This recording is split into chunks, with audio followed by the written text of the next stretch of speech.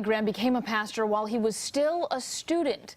Duke University divinity professor Grant Wacker wrote the book on Graham, titling it America's Pastor. He recalls Graham asking why he wanted to write about him.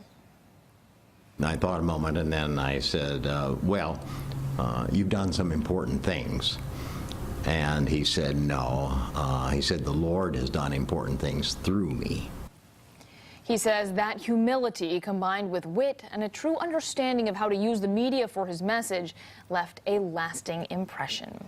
And our coverage continues with CBS North Carolina's Kelly Kennedy, who spoke with a local pastor who is close with the Graham family. Kelly.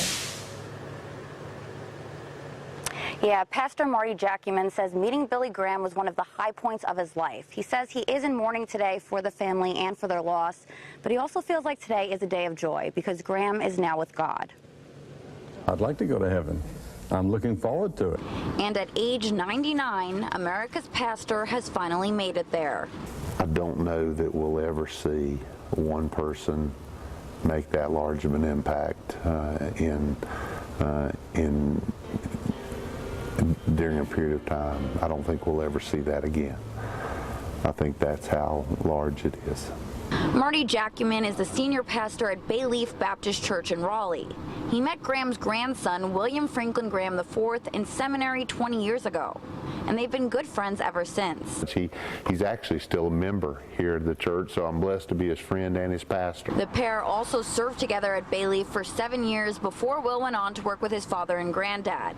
Back in 2003, Pastor Marty got to meet Billy Graham face to face.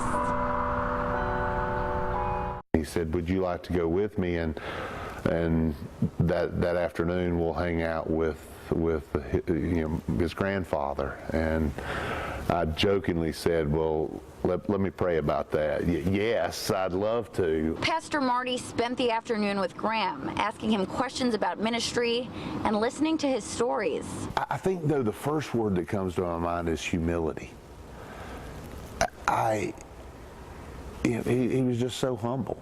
Even when he would tell you stories about being with the Queen or world leaders or presidents, he was just so humble, and there was always that bit of, I just can't understand how a dairy farmer from Charlotte, North Carolina got to do all these things. So if you had to describe the legacy that Billy Graham left behind, particularly here in North Carolina, what would you say about it? We're thankful for how God used him in such a worldwide area, but he never left North Carolina. This was always his home.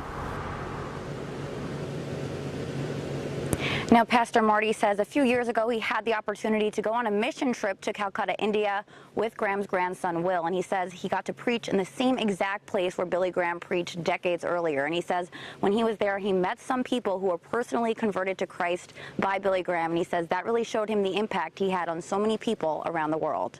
Reporting live in Raleigh, I'm Kelly Kennedy for CBS North Carolina.